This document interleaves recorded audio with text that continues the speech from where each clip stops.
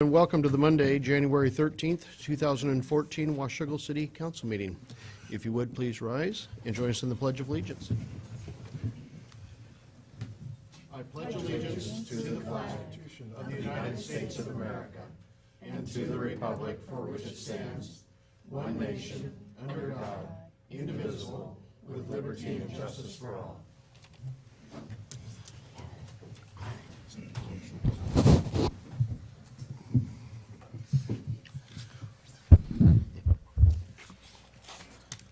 Our first order of business this evening is our oath of office for council members and myself who have been re-elected. So we've asked Judge Higginson to be here, District Court Judge John Higginson to be here to do the honors this evening.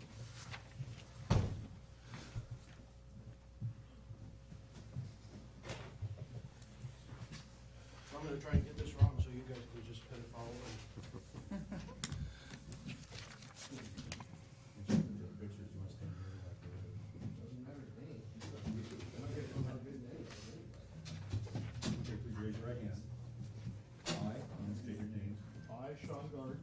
Do solemnly swear that I am a citizen of the United States. Do solemnly swear that I am a citizen of the United States. And of the state of Washington. And of the state of Washington. That I will support the Constitution and laws of the United States. That I will support the Constitution and the laws of the United States. And the Constitution and laws of the state of Washington. And the Constitution and laws of the state of Washington. And will to the best of my judgment, skill, and ability. And will to the best of my judgment, skill, and ability. Truly, faithfully, diligently, and impartially. Truly, faithfully, diligently, and impartially. Perform the duties of the office of mayor for the city of Washougal. Perform the duties of the office of mayor for the city of Washougal. In and for the Clark County, Washington. In and for Clark County, Washington. As such duties are prescribed by law. As such duties are prescribed by law. So help me God. So help me God. Thank you.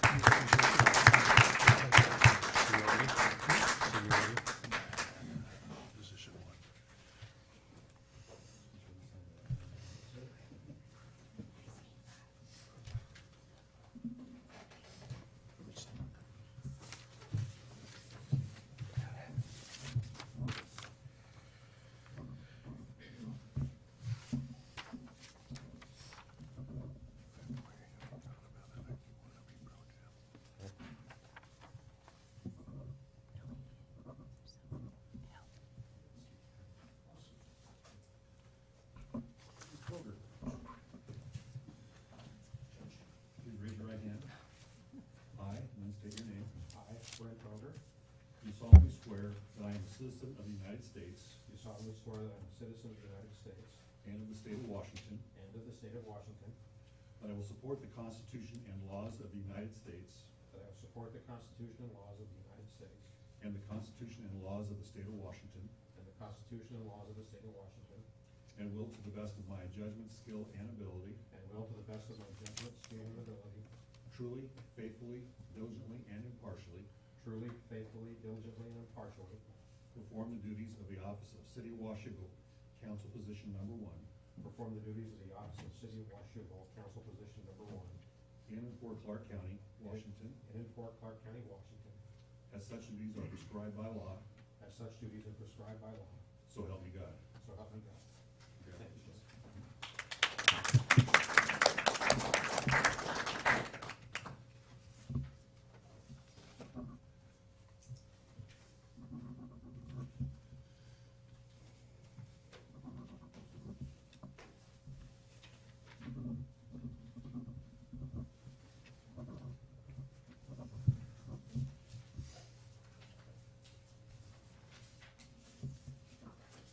And Mr. Greenwood. Please raise your right hand.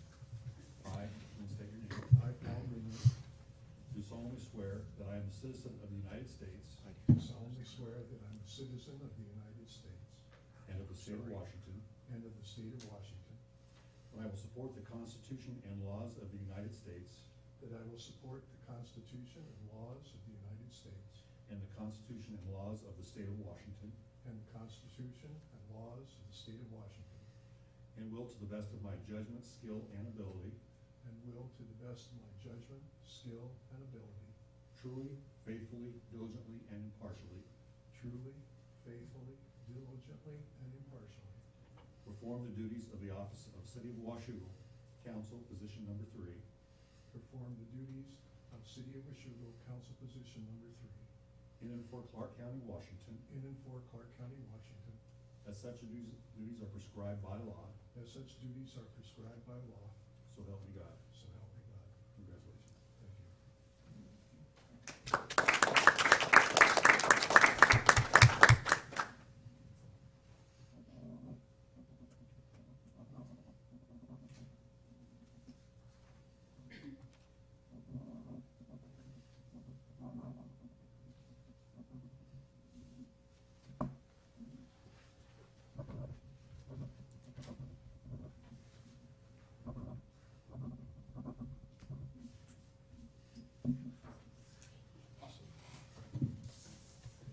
Thank you very much.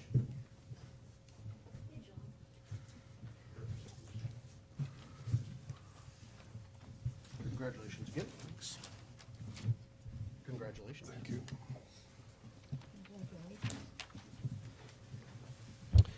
With that, we will go to the roll call of members of the council.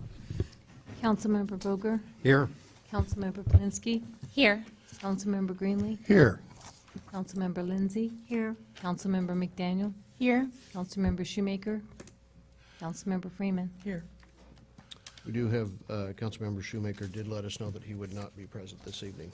Mr. Mayor, I ask unanimous consent that we excuse Councilman Shoemaker. Hearing no objections, so ordered. Are there any amendments to the agenda this evening? Okay, hearing none, we do have a proclamation this evening for National Mentoring Month. Whereas National Mentoring Month provides an opportunity to recognize and commend the efforts and we're going to start this again. Whereas National Mentoring Month provides an opportunity to recognize and commend the efforts of mentoring programs and raise community awareness of the importance of mentoring. And whereas the City of Washougal rests on the hopes and the dreams of its children and youth.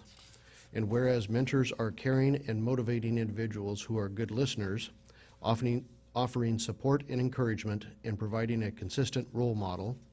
And whereas young people greatly benefit from mentors who can encourage self-confidence and positive attitude, inspire them in their educational endeavors, inform them of the importance of healthy relationships with their friends and families, and educate them on the perils of drug and alcohol abuse and delinquent behavior. And whereas research has shown mentored youth are 52% less likely to skip a day of school, they are 46% less likely to start using drugs, and 27% less likely to start drinking. And whereas mentoring provides mentors the opportunity to learn more about themselves, improve their own values and morale, and get a fresh perspective on their lives. And whereas there are various local mentoring programs that have made significant contributions to our community by offering outstanding services to youth in the City of Washougal. And whereas the City of Washougal commends all of the mentors of our community for their valuable contributions and for the services they provide our youth as they encourage others to make a difference in the life of the City of Washougal's youth. Now, therefore, we, the Mayor and City Council of the City of Washougal, do hereby proclaim January 2014 as National Mentoring Month.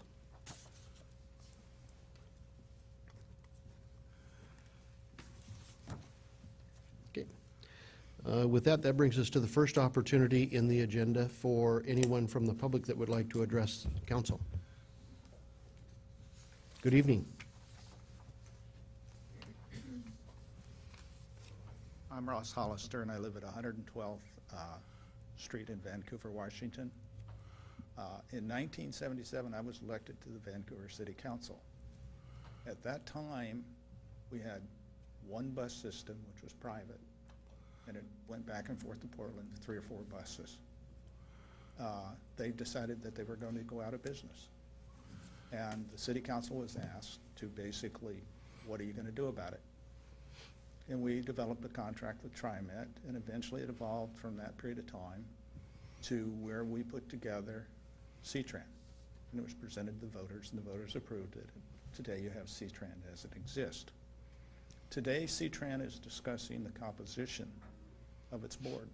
And I'm sure all of you are aware about the veto power, and you're all aware about trying to change it to 225. And if you look at it from your point of view and do it at a first blush point of view, it sounds wonderful to a small city to have that, your own initial vote and so forth, and not have to deal with the veto powers of the city or the county. If you look carefully, though, at it, you'll see that those veto powers protect, because they basically say to you that one of the county, the city, or even yourself, you have some veto power within that bylaw. But the city and county can basically say, no, we don't think that's within the parameters of what C-Tran should be doing, rather than saying, we want to take our toys and we want to go home and we don't want to play with C-Tran anymore. And not to threaten it. It's actually a polite way of saying the business of C-Tran needs to be more conducive to all the members of the body. And so that veto power is extremely important. You might say to yourself, well, if we as a city could have one vote, we'd have 1/9 of the votes. But if you only give 2 votes to the city of Vancouver, and if you look at the county the same way, and you look at the percentage of contribution, ridership, geographic area, anything that you want to look at, that percentage of vote doesn't seem proportional to anything relevant to the operation of C-Tran. And so if you look at it that way, and you look at the other side of the county or the city, you have to ask yourself, in the bylaws, it says that the people who represent on the C-Tran board represent the jurisdiction. And how can the members of a jurisdiction, say the city, allow their participation in an organization when they're not fully represented?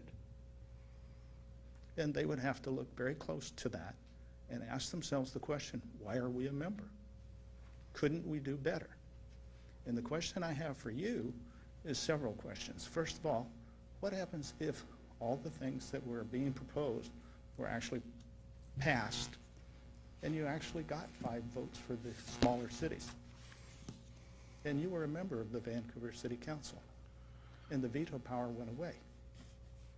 And then you would say to yourself, are we representing our people in Vancouver correctly?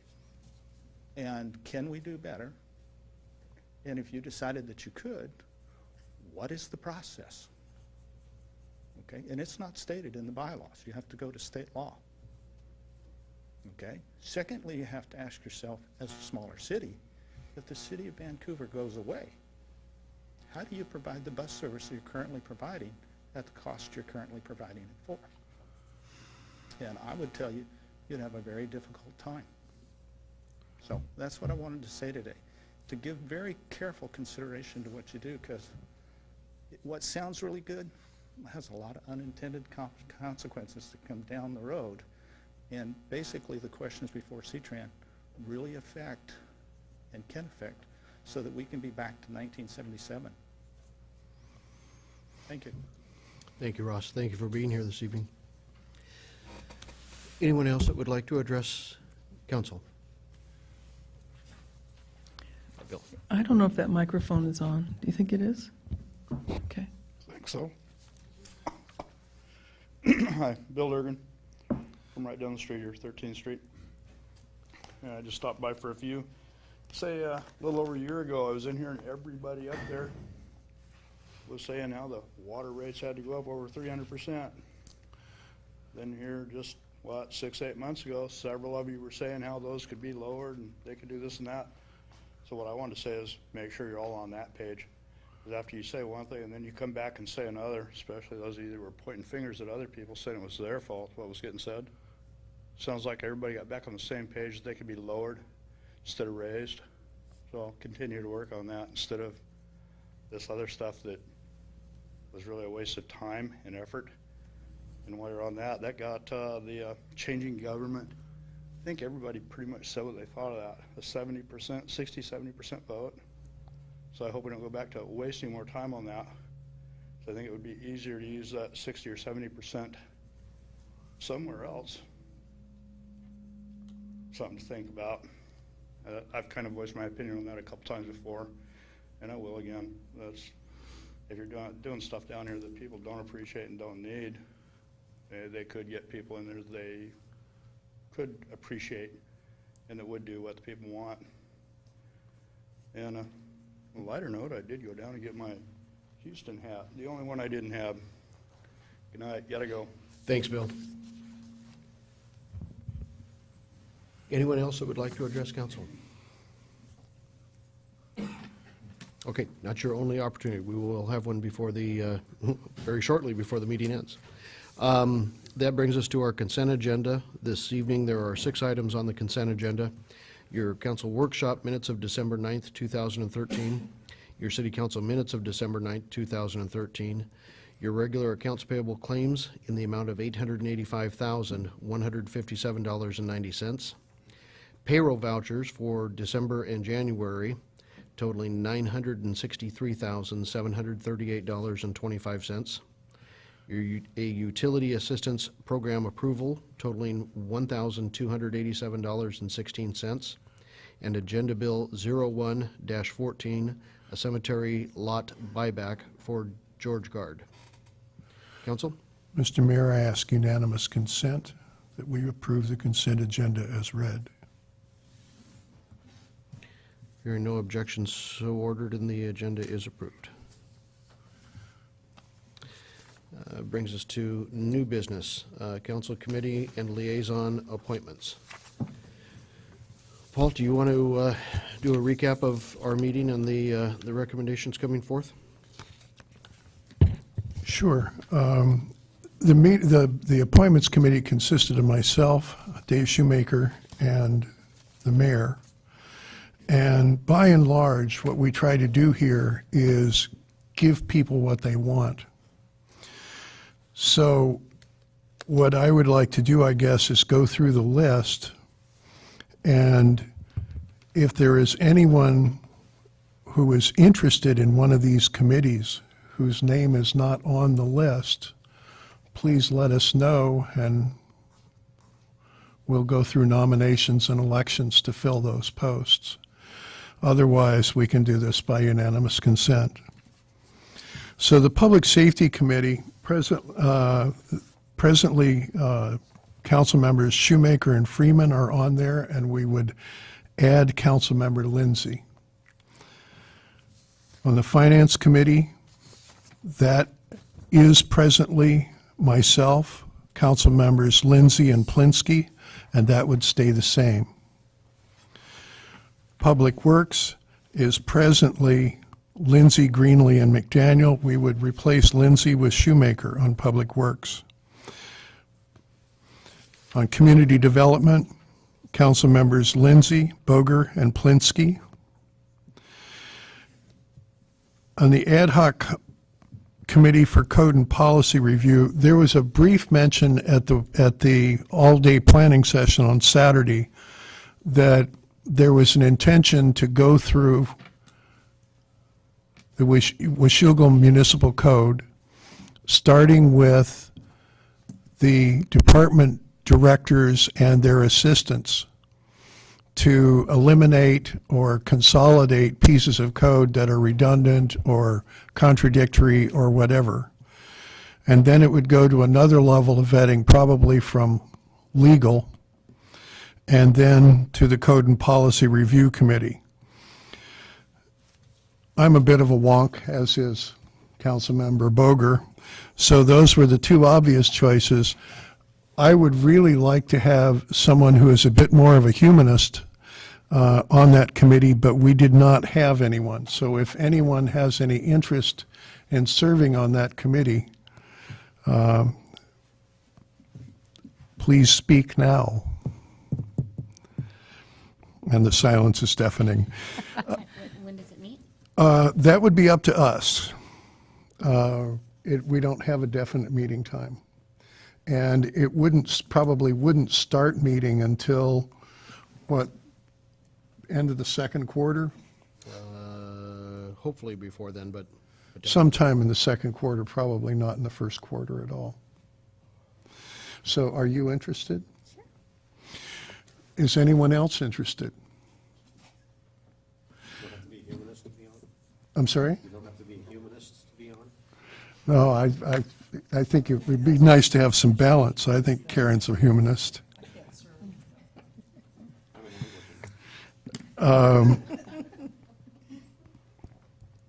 Regional Transportation Council, Camas and Washougal City Councils made a decision in joint session to leave that at status quo, which means that Melissa Smith from Camas represents the two cities and I serve as the alternate.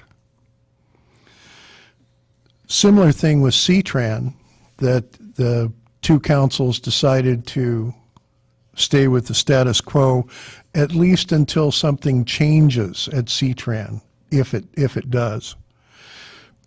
The present representative for the two cities is Councilmember Freeman, and the alternate is Councilmember Anderson from Camas. The ECAAB board, which is essentially the ambulance board, Dave Shoemaker has been doing yeoman service there and has agreed to continue. Mosquito Control Board, I would love if somebody else is interested in that. I've been doing that now for about 6 years. It meets 5 times a year on Tuesday in the evening at 7 o'clock out at the Clark County shop. Nobody's really interested in that except me, but it is kind of fun, actually. Shoreline Review, I'm presently on that committee. I would keep doing that. That's a entirely ministerial committee. If there is a decision to be made as to whether an application for some kind of permit has shoreline implications or not, in most cases the decision that it is not relevant is made by staff, but they can kick it up to the Shoreline Review Board, which consists of a council member, the mayor, and the Director of Community Development. Lodging Tax Advisory Board, Karen Plinsky has been doing yeoman work there and would continue to do so.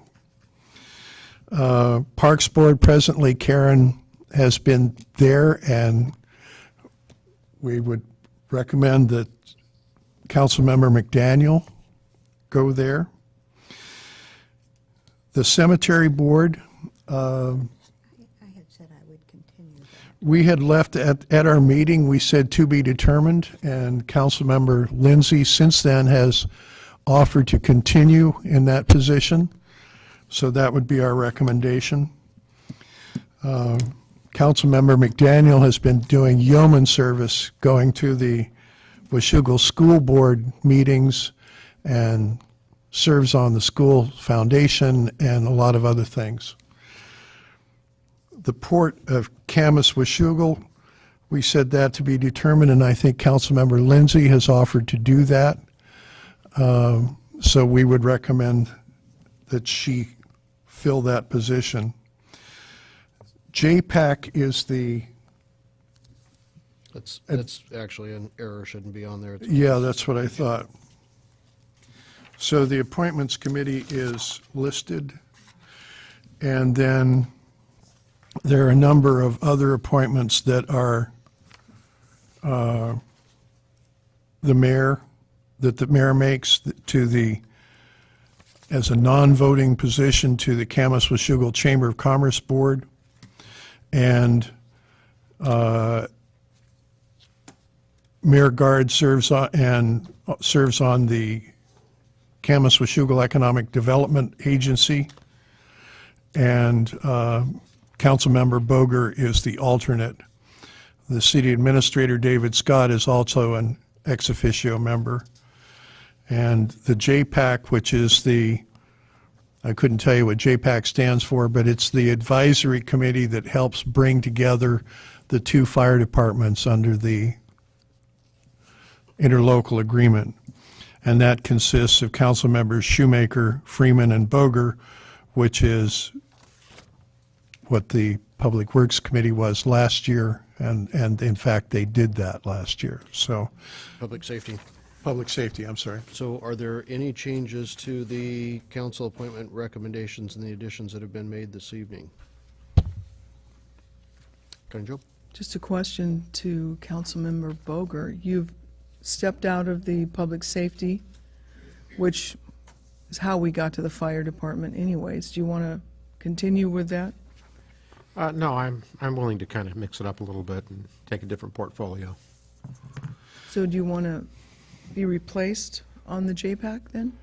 No, Stay. That's a mayor's appointment. Yeah, JPAC, my apologies, I was going to break in on Councilman Greenlee there. The JPAC, you don't need to worry about on that one. no, I'd like to stay on that. Okay, that's what I would.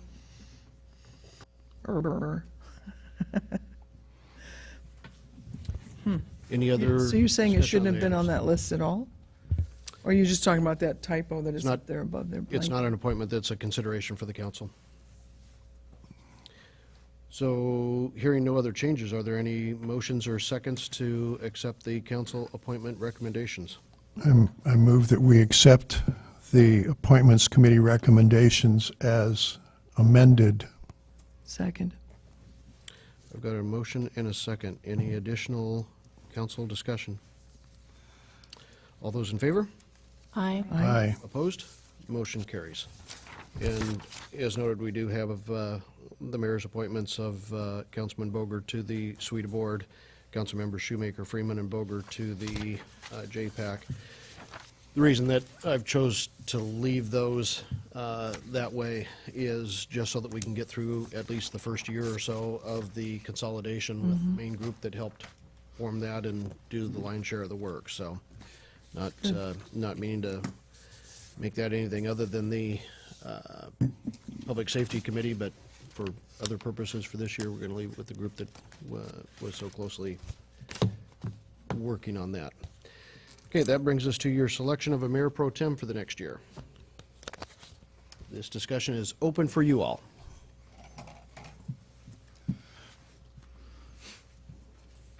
Do you care to have a mayor pro tem for the next year? I haven't spoken with Dave Shoemaker. Has anyone spoken to him about his preferences?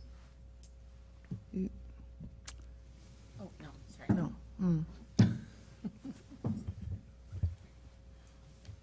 I'd like to nominate Paul Greenlee. Second.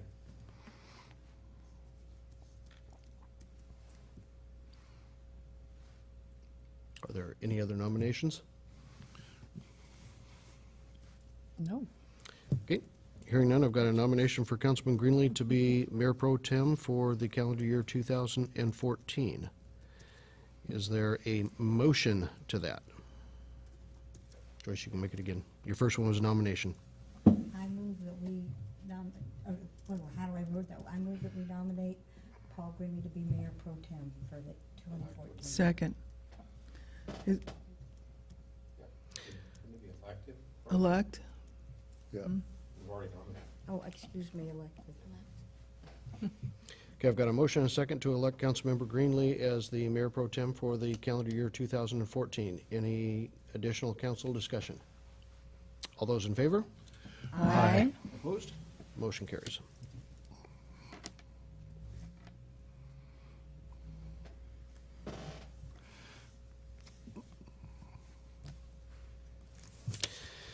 Okay, with that, it brings us quickly to the second opportunity for any members of the public to address council. Richard. Good evening. Good evening. Richard Hamby, 37015 Southeast Gibson Road, Washougal. First, I want to thank you for acting at your December 9th meeting to support QUITA for another year. I had some thoughts to offer, but by the end of your long meeting, I decided to wait to this first meeting of the new year. During your discussions, I heard concerns expressed about the initial formation of QUITA and about how to measure the organization's outputs, its results. Regarding QUITA's formation, I think few would argue that it was a flawless process or that no improvements could be made. This is an area where cooperative effort is called for. Remember, the port contributes 50% of Quita's funding while having 25% of the board members. As a city, Washougal has more than its share of influence. But I don't understand the focus on measuring outputs. We acknowledge that we have become a bedroom community. We don't need more housing. We need jobs, shopping opportunities, and a more diverse tax base. We shouldn't rely on developers to make this happen. Washougal's residents don't expect you to allow chance alone to shape the city's future. I think economic development is a critical issue for Washougal's government to address. I think Quita can serve this function well, the cities and port sharing resources. I think Paul Dennis is the best person for the job, and I recognize that this is a long-term project. So why measure outputs? Can you all agree on which outputs are important, or how to measure them, or the relevance of those numbers at this stage in the effort? If so, would outputs that were less than you had hoped for mean Washougal should decrease support or increase support to strengthen the effort? Rather than focusing on outputs, it makes more sense to discuss how to assure accountability, which was also mentioned at your last meeting. This is important with any use of public funds. If you have a concern with Quita, work for improvement. But please support this effort. Paul Dennis should spend his time selling Washougal, not selling Quita to Washougal. Thank you. Thank you, Richard. Anyone else that would like to address council? Okay. I have no items for you this evening under Mayor's report. Council member comments, Brent? Interesting discussion we had on Saturday. The most animating part of it was the discussion, of course, on the potential transportation benefit district. Had a follow-up discussion at my office about whether it would count against non-voted debt capacity, and it would. In almost any financing scenario. I suppose you can construct one where it wouldn't. But, you know, before we go down that path much more, I would like to see a couple of other alternatives looked at, like an LID, not in any in-depth detail, but see if it's a viable option for that. Plus, I think that a phase-in for it would be something else I'd like to see, whether we could do it 5, 10, 15, 20 per year as a phase-in, and see what that would do to the financing of our street program. Okay. Paul? There was an RTC meeting on Tuesday. Melissa was down with the flu, so I sat in and represented the cities.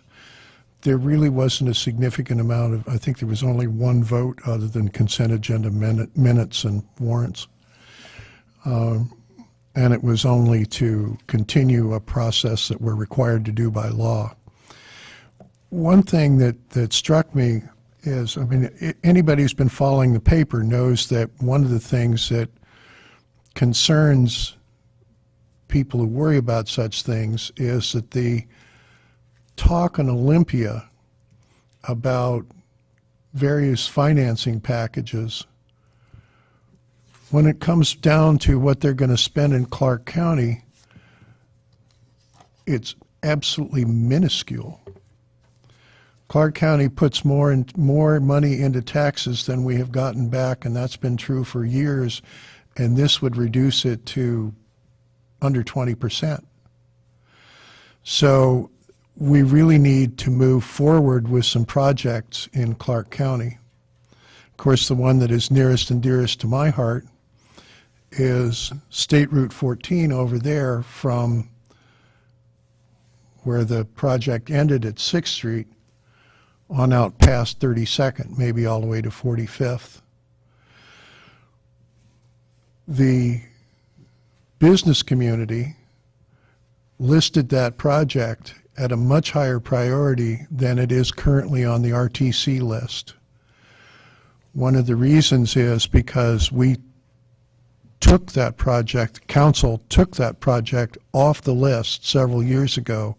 Rather than modifying it, we literally crossed it off the list. And it will take some years for it to move back up onto the list. But the short of it is that nobody thinks that there's going to be a major transportation funding package. We spent some time in planning session on Saturday talking about pavement maintenance here in the city, and we're doing, or will be doing, a pretty good job of that. Clark County and Vancouver, not so much. Probably are spending less than half of what they need to stay where they are. That doesn't include anything new, just stay where they are. So anybody who can grab a legislator by the throat, please do. We really need some transportation money. That said, while I certainly respect what the gentleman said about C-Tran and Clark County and Vancouver, and that I have had discussions with Vancouver council members that they don't see any reason to stay in C-Tran unless it serves them. So that is a real risk. On the other hand, and of course what they always throw in your face is essentially all of the revenue and all of the ridership in C-Tran is within Vancouver. I wonder how much of that is true because of the way C-Tran does business, with huge buses which cannot make short turns, have to be on arterial roads, can't move through neighborhoods, and in outlying cities like Camas and Washougal are never full. Maybe our ridership and the revenue would increase if we used a different model for the small cities. Smaller equipment, C-van size, that worked on loops. Right now, it's a well-known fact that people will walk about a half a mile to a bus stop, no further. So if you go up and back along the same route, your area of impact is a mile wide at most. If you did that same thing and just moved half of it over on the other side of the railroad tracks, you'd significantly increase your service area. But as long as C-Tran thinks like big equipment, big streets, Vancouver, they'll never do that. So there's a mixed bag here as to what's important. That's all. Thank you. Joyce?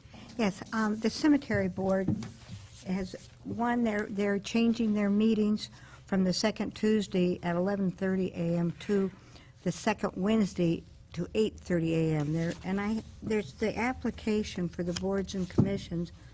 They would like some changes because they think this is too complicated, well, too much information that's not necessary. But because this affects all the boards and commissions, it's a council project, but it is our recommendation that we eliminate B, C, D, E, and F, and G on that. And if you all want to look at that, then we can bring it back if you have any opinions about the I guess that's the process. We pass this out and talk about it, and then we can bring it back with the changes. Could you repeat those letters? Okay, B, C, D, E, F, and G. It was our feeling a letter of intent with how we can contact the person would be sufficient. This is a volunteer position, so.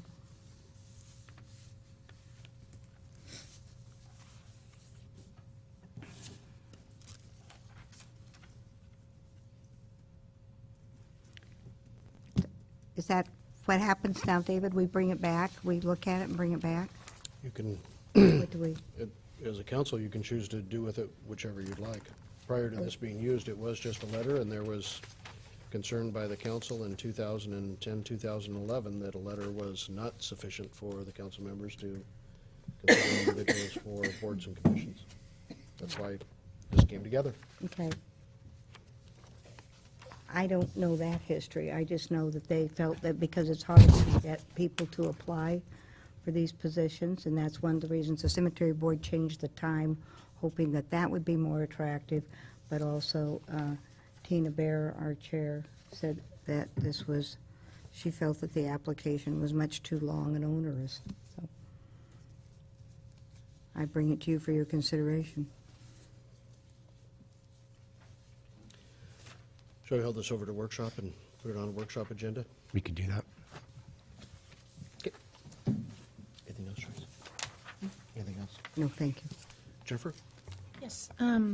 At our planning session on Saturday, it was discussed that we could potentially put together a budget review committee to take a look at any potential deficits for 2015 that are coming up in a more in-depth manner with relationship to individual line items and et cetera on the budget.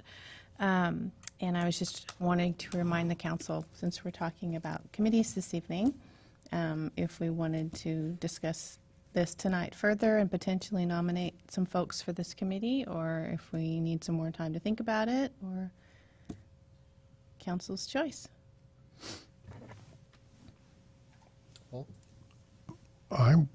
I think it's a good idea to have an ad hoc budget committee. Ad hoc. Mhm.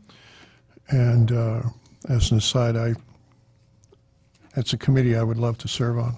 As would I.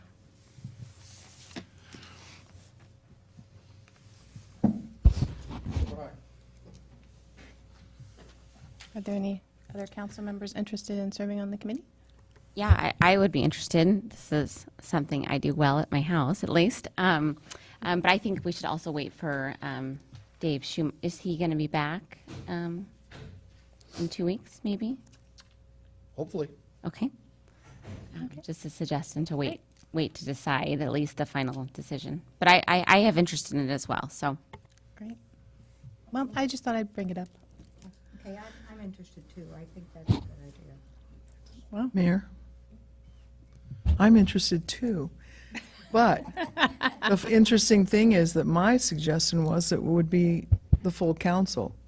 We all want to be on it. I personally am too stretched to give another couple hours, and I would love to see this maybe during workshop, even if we dedicated, what did we talk about on Saturday? Committee of the whole. Committee of the whole, during the workshop time, but didn't you say something about you have to adjourn, go back into the meeting? No, is that something else we were talking about then? Anyways, I believe that all of us would like to be involved in this discussion and looking at things with a fine-tooth comb. Just that I can't physically do it with working a job and, you know the story. So I think it's a great idea if we all stick together on it. If we do a committee, you can only have 3, correct? You can have a committee that contains a quorum of council if it is a public meeting. It would need to be a special public meeting. And the agenda can be fairly broad. It can be discussion of the budget. There would be no action. For a public meeting, the law requires that the public must be admitted, but there is no requirement that there be public comment time.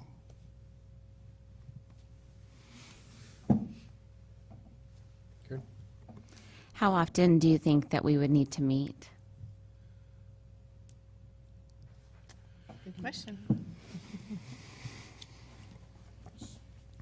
way of knowing. There isn't. What do you mean by need?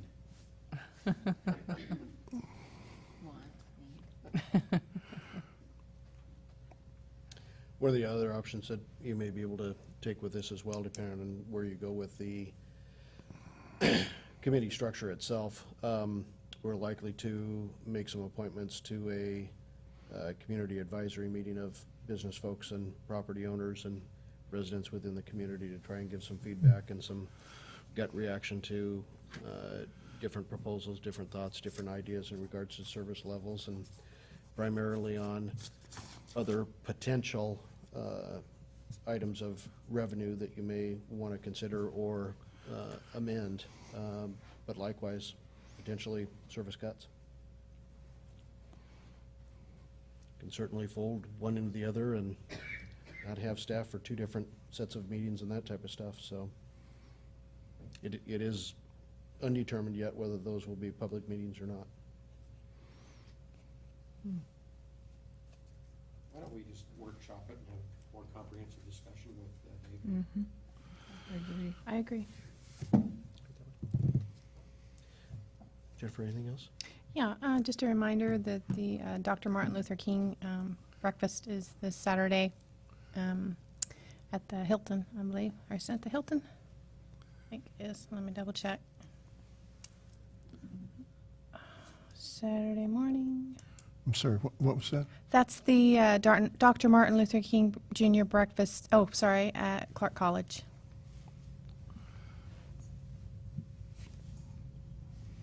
This Saturday. What time? It is at 8:30.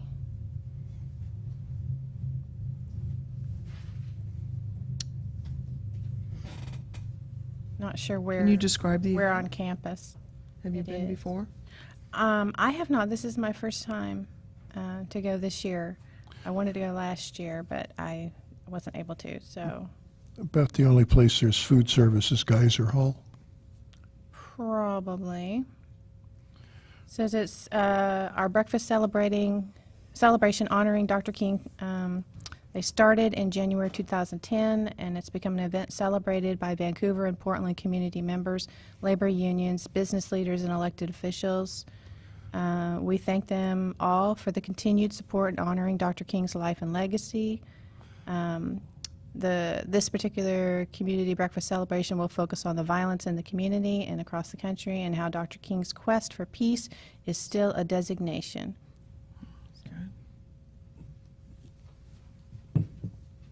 That's it. Okay, Joe? Just my monthly announcement tomorrow night is CTRAN. Appreciated your comments that you're talking about smaller equipment in smaller towns. It just makes sense. But the move forward right now is building a new bus rapid transit that's going to be much larger buses designated in one small part of the county. And that's where all the funding's going to go. So the likelihood that little cities are going to get any attention is slim to none. The entire C-Tran budget is going to No, I'm bus not. rapid transit? No. Capital budget, yeah. A large portion of their capital investment's going to be spent on bus rapid transit. So, tomorrow night, CTRAN. Come to the party. Okay. That brings us to an executive session that the council has scheduled. There'll be two items discussed in that: property acquisition and labor negotiations. There will be, on the labor negotiations, expected action to follow. I would anticipate we're probably going to be 10 to 15 minutes per item, so I'm going to call this between 20 and 30 minutes. So officially, we'll call it 30 minutes with action to follow once we reconvene. With that, I would ask the public to leave the chambers.